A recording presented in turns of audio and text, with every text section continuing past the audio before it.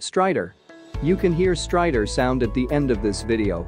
Stridor is an adventitious breath sound. High-pitched whistling sound of upper airway. It heard, often during inspiration. But it can be heard in expiration also. This sound suggests upper airway obstruction or narrowing. Upper airway narrowing can occur in 1. Foreign body aspiration.